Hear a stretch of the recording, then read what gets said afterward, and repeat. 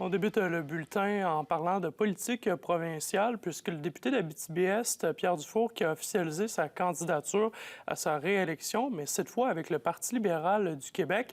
Noémie, il en a fait l'annonce plus tôt cet après-midi aux côtés du chef Charles Milliard.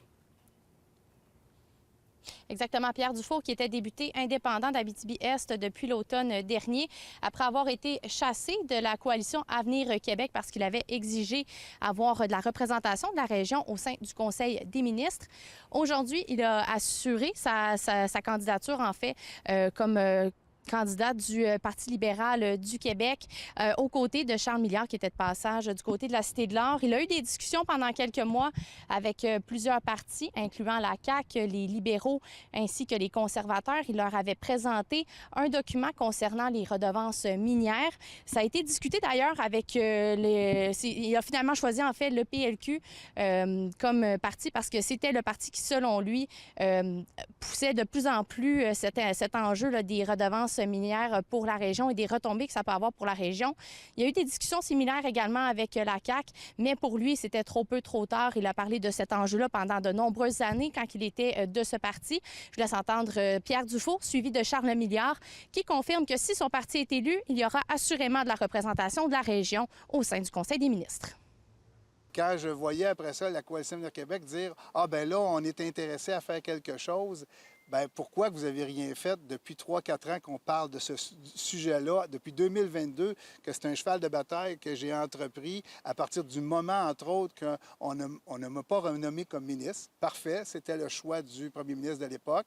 On veut avoir des régions, je veux avoir toutes les régions représentées à la table du Conseil des ministres. Et la CAQ n'avait aucune raison, je ne veux pas trop revenir sur le passé, mais la CAQ n'avait aucune raison de faire ça en 2022. Savez-vous pourquoi? Parce que les gens de l'Abitibi-Témiscamingue ont donné tous les comtés à la Coalition Avenir Québec. Et Noémie, l'enjeu des redevances minières qui a été mentionné, le chef du PLQ qui annonce vouloir mettre en place un fonds de développement des collectivités minières.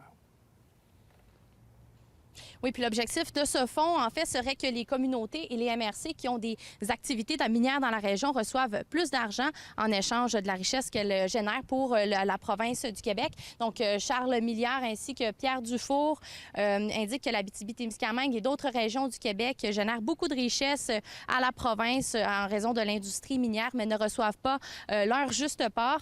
Les redevances minières, là, rapidement, permettraient, entre autres, de pouvoir répondre à des besoins ainsi que des priorités là, dans les différentes communautés, que ce soit de la construction de logements ou encore des infrastructures publiques et des services. L'engagement de revoir le système des redevances minières, aussi un maintien du programme actuel qui redonne à toutes les MRC la plus-value finalement du milieu minier. Mais on va ajouter ce fonds-là qu'on va quantifier dans le cadre de la prochaine campagne électorale, mais évidemment, c'est clair que ça va être en proportion de l'intensité de l'activité minière. Donc, c'est sûr que l'Abitibi-Témiscamingue va avoir la plus grosse part du gâteau, puis on aura Donc, Pierre Dufault qui se joint officiellement à la course dans Abitibi-Est. Le Québec solidaire avait annoncé dernièrement là, sa candidature également. On attend toujours celle de la CAQ, des conservateurs et du Parti québécois. Merci Noémie pour les détails.